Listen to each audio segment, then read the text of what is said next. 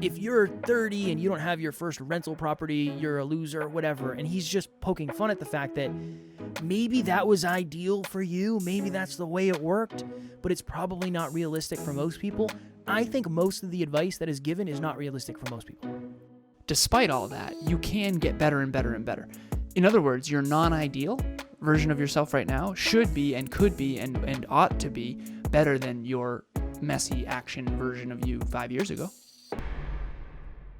Next Level Nation, welcome back to another episode of Next Level University, where we help you level up your life, your love, your health, and your wealth. We hope you enjoyed yesterday's episode number 1552, a big lie about self-improvement, maybe a common misconception about self-improvement. Today, for episode number 1553, 2 words worth remembering for 2024. So we're coming up on the end of 2023. And I know a lot of us have really big goals or maybe really specific goals or a lot of aspirations for what's going to happen in 2024. My goal in today's episode is to help you set goals or help you make progress in a way that is more sustainable. That really is my goal. I've coached a lot of people on podcasting and speaking and coaching and business, far less than Alan when it comes to business, but most of my clients are business owners. And I always say, when I'm working with you, I'm going to try to give you 2 options. I'm going to give you what's realistic, and I'm going to give you what's ideal. Ideally, we would get to a place where you do blank, blank, blank, blank, blank, and blank, based on the results that you've said you desire. Realistically, right now, I think we should just get the ball rolling. And it's a constant juggle between what's ideal and what's realistic. What's ideal would be Alan and I jump on the microphones and neither of us makes a single mistake.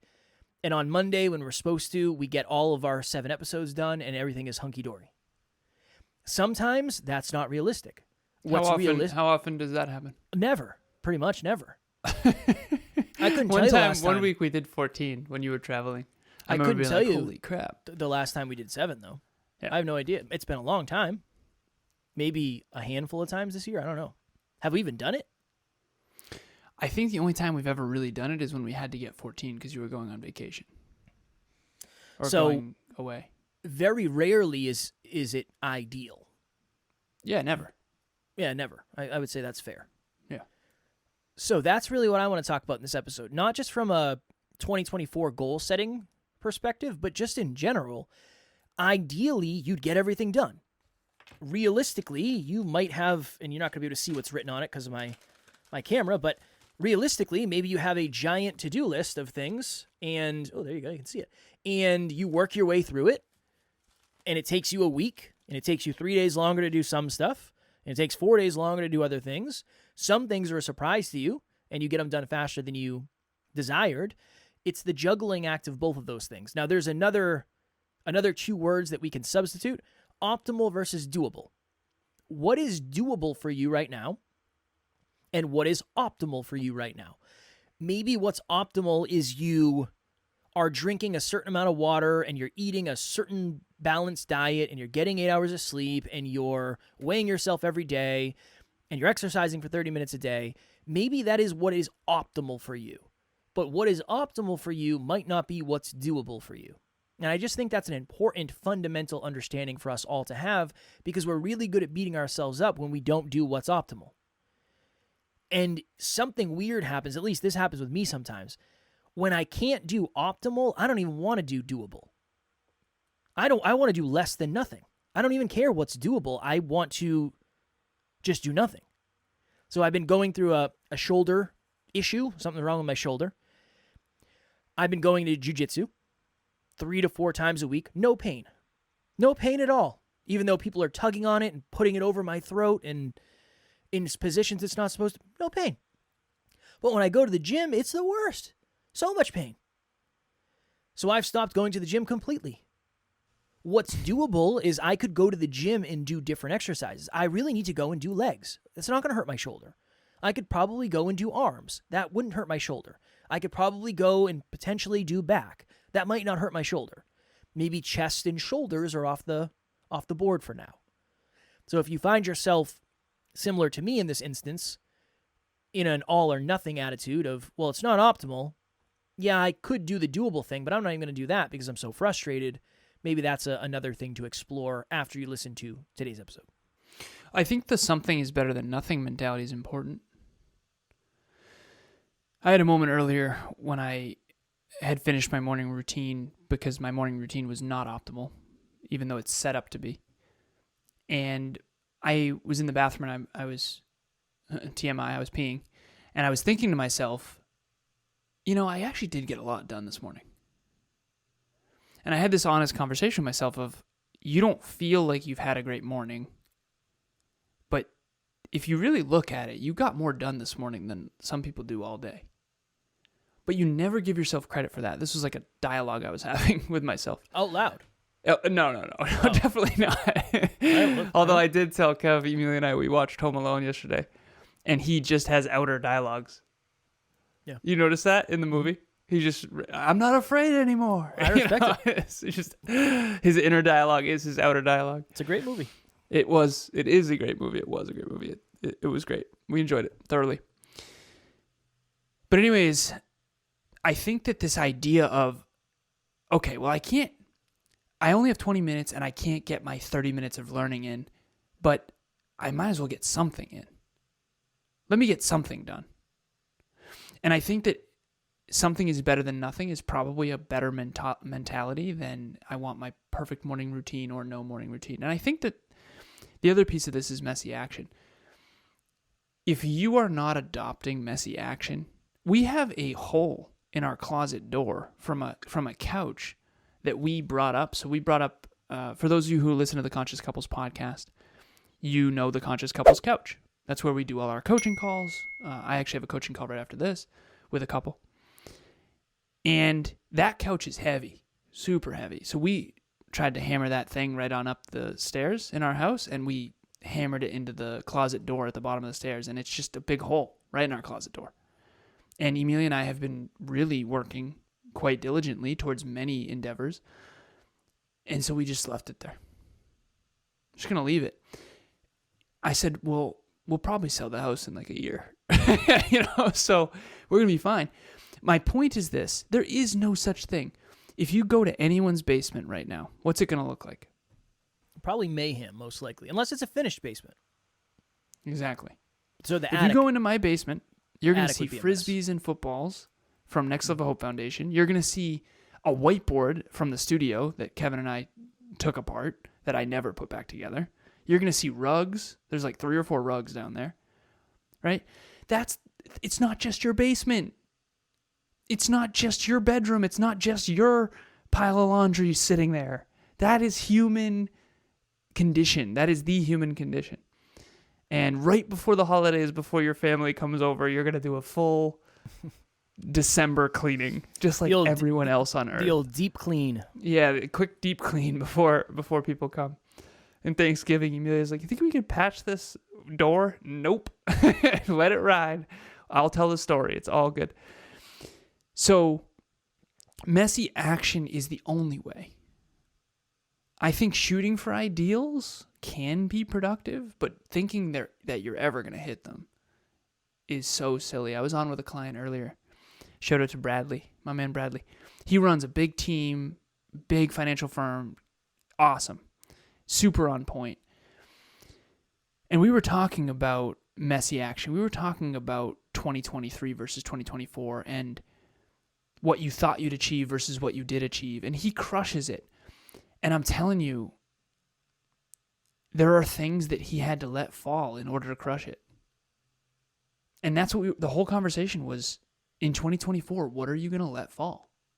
What are you going to be okay with letting fall? You're not going to be 10 out of 10 on point with everything. You're not. You've got to choose your 10 out of 10s very, very carefully. And, in an ideal world, we'd all be wealthy. In an ideal world, we'd all weigh ourselves every day, and track our macros and our calories and our micronutrients every day. And we'd all eat nutritious meals and never get pizza on a whim. That isn't real. It's not real. It never has been and it never will be. I coach some of the most incredible humans you've ever met. They are so on point, it's not even funny. And they're still off the rails in certain things. And you just have to know that. You can be 10 out of 10 on point in a couple things. That's it, though. Only a couple. I've never seen anyone fully on point with everything. It's not real. And social media and going to people's houses is designed to appear ideal.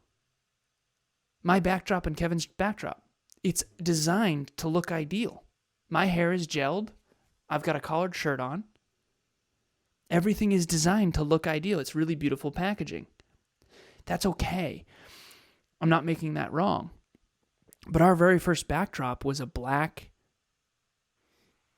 curtain. Just a black curtain. And we had, my sister's an x-ray tech, and we were in my sister's old bedroom for our first studio. And she was an x-ray tech, I should say. And she had a skeleton. So we put a Hyperconscious Podcast muscle shirt on this skeleton and called him Steve McQueen. Steve McQueen. And it was our mascot. And so just please, please, please do yourself a favor and realize that no one on planet Earth has a perfectly clean car with a perfectly clean basement who, has a perfect life. It is so far from any reality you've ever seen. And it just looks that way from the outside in. But from the inside out, it's not. And you just have to trust that. But despite all that, you can get better and better and better. In other words, your non-ideal version of yourself right now should be and could be and ought to be better than your messy action version of you 5 years ago. And I think that's empowering. Messy action, messy improvement, messy discipline, messy, non-ideal action toward a better, bigger, better future. Wow. And see, even right there, just Jeff forward, please. Just mess it up. Just break some eggs. And you're going to have an omelet that is way better than what was before. There it is. What's going on, guys? My name is Austin, and I've been working with Kevin for a few months now. If there's one thing that I find super valuable is his expertise on how to position the podcast to the right audience and fit the content into the overall business plan. And frankly, when we work together, he challenges me a lot. There were some tough conversations that he initiated with me so that I can really grow in the business. Besides the coaching part, the editing team does amazing work with editing and show notes and staying on top of all communications. Overall, my experience working with Kevin has really been top-notch. Well, even something like that, is it ideal from a professional speaker standpoint? No. Is it ideal for someone who wants us to be funnier? Yes. So even in that analogy, you're not really going to be able to cross ideal across multiple lines. It might not be realistic. I'm not trying to use those words in a punny way. I've seen this a lot with people who are doing something for the first time that they've never done before. And they beat themselves up because it doesn't go ideally. And let's just say they don't release the thing, whatever it means. Whether it's getting on a call with somebody who could be a potential client for their new dream chasing thing that they're doing, or a podcast episode or a speech or whatever it is. And I always try to get them to understand that I know we want it to go ideally. I know we want it to go optimally. But even when you get to the point where you have the opportunities you want, even then it's not going to go ideally. Even when you get to I guess it's kind of similar to the episode we did yesterday, talking about there's no before and after. Even when you get to that big speech, you'll have things that go wrong. 100%. You might not have the time to prep as much time as you wanted. You might have been up late the night before because there's something going on with the family. I had a client who just gave a really big speech in, I don't remember where it was, Aspen, I think. I think it was somewhere in Colorado. And it was a really big speech. And she forgot to record it. And I said, I'll tell you exactly what I said. Not ideal. Yeah, we've done that. We've done that, of course. You have a speech coming up, right? And she said, yeah, next week. And I said, all right, what would be most optimal is if you hire someone to come get content of you so you don't have to worry about it. That's all. We'll take the thing that wasn't ideal, and if we can plug that hole, hopefully that problem doesn't happen again. But to your point, Alan, I don't know if or you can do what we did and put the camera right next to the giant fan on the projector and have it be useless. Mistakes were made. Yeah, mistakes were made that day. It wasn't ideal. It wasn't ideal, but we learned from it. And even the optimal versus doable, I like that. What's optimal might be to go for a 6-mile run, but what's doable in the beginning is almost never what's optimal long term. And you said this, you said in the beginning, what's doable is what's optimal. Yeah. Because what's doable is always what's optimal because you'll actually do it. Yeah, go ahead. I was just going to say quickly, I was on Next Level Live today in Next Level Nation with Amy, and I was talking about how now more than ever, understanding yourself and realizing what you'll actually do is one of the most important things ever. Yeah. Because you can hear all the advice in the world, but if it doesn't resonate with you and you don't believe you're going to do it or you can do it or if it's possible for you or you're not the type of person that would do it, what would the type of person that you identify as do? Start there. And again, I think it's good advice. What would the type of person you want to become do? Awesome. I love that. I think that's great advice. I think starting with the type of person that I identify as today, what would I be capable of? Let's do this. Yeah. Because I love what you did there, and we should put this in some of our group coaching and stuff. What would the type of person that you aspire to become do? Okay, start there. Now, what's a version of that you would do now? Yeah. You know what I mean? Like maybe that's a level 5 and you go to level 1 and then you eventually get there. I think that would be a cool way to bridge the gap. I just think now, I know you've been on a little bit of a tirade on social media, about social media over the last few weeks, understandably. The problem is we're getting unrealistic advice from most people.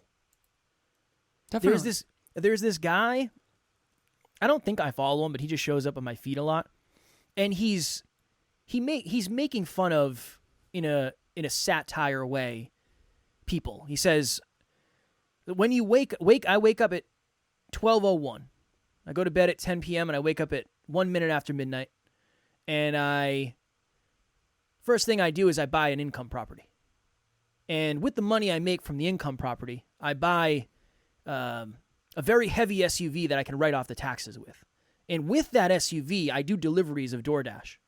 And he's just making satire of how people say, if you're 30 and you don't have your first rental property, you're a loser, whatever. And he's just poking fun at the fact that maybe that was ideal for you. Maybe that's the way it worked, but it's probably not realistic for most people.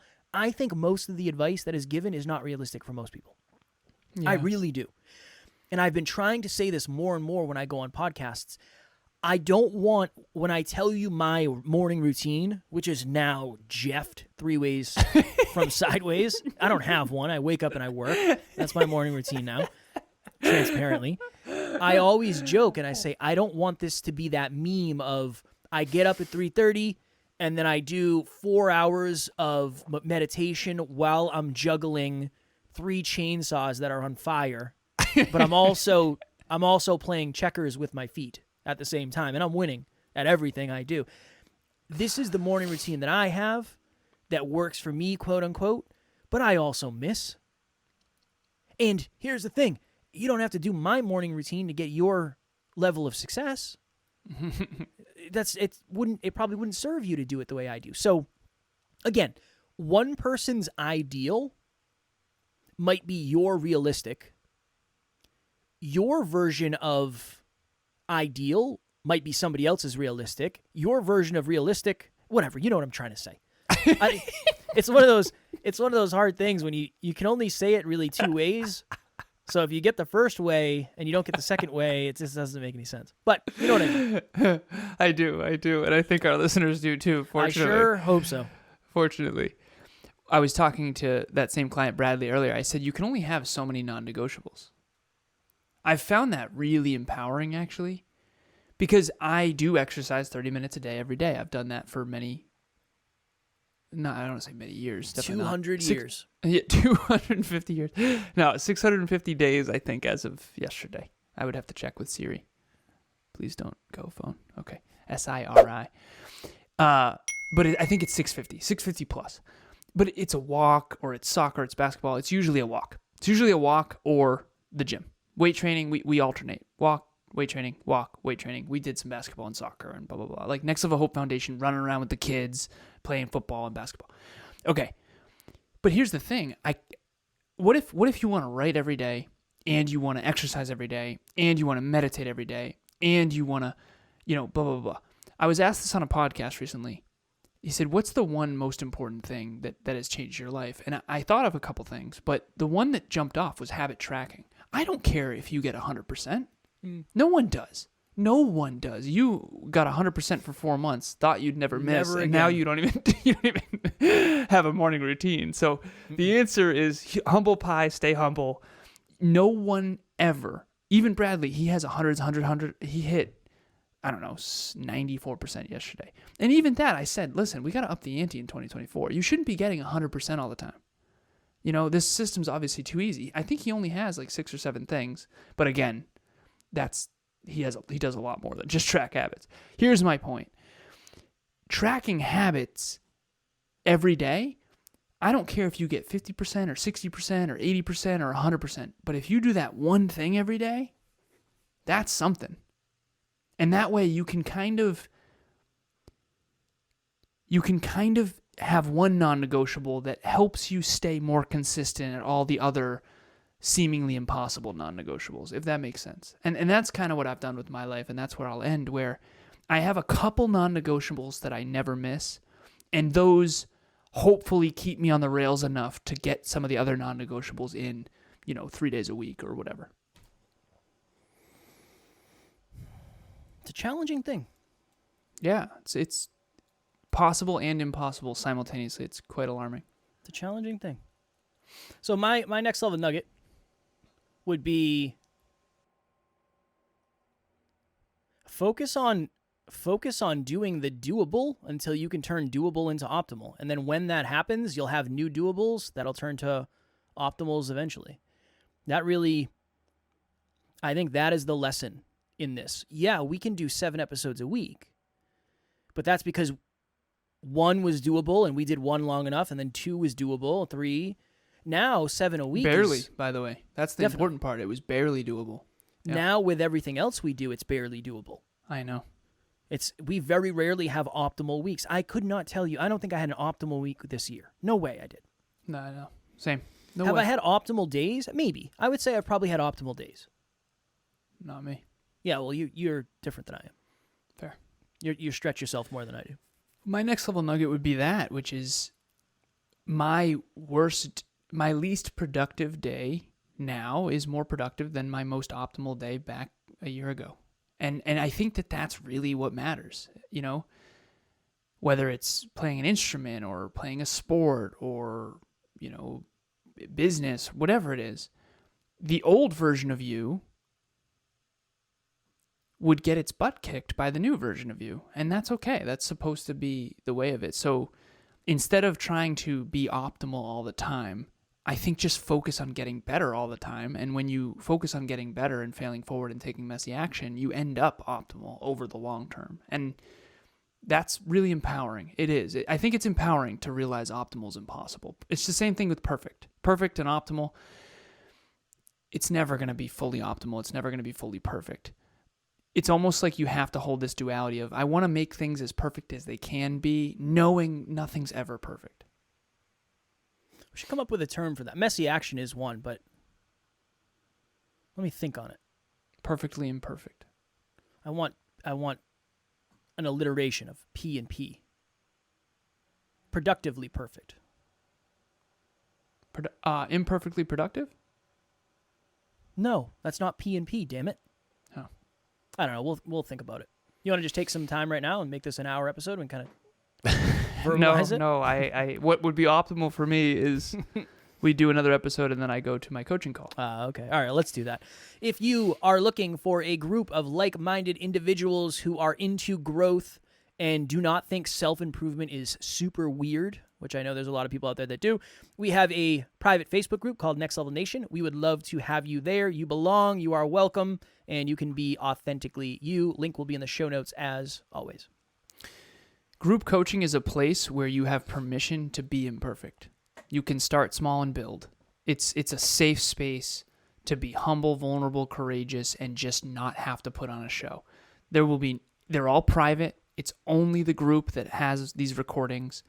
The group is a tight-knit group of individuals that is there to actually get better in their real life, not to put on a show. So if that is something that's intriguing for you, it's changed the lives of so many people. We're about to graduate 120 people from this program. So this will be the 13th group, January 2nd, start 2024 off right. With the promo code NLU listener, all one word, it comes to less than $97 per month for the 3-month program. I hope you join us. It's going to be awesome. Tomorrow, for episode number 1554, one simple way to know if a habit is worth doing / sticking to. We did an episode talking about that a little bit, and that is where I got the inspiration or idea, I guess, for this episode. So we're going to do that one tomorrow for episode number 1554. As always, we love you. We appreciate you. Grateful for each and every one of you. And at NLU, we do not have fans. We have family. We will talk to you all tomorrow. Keep taking messy action. Next Level Nation.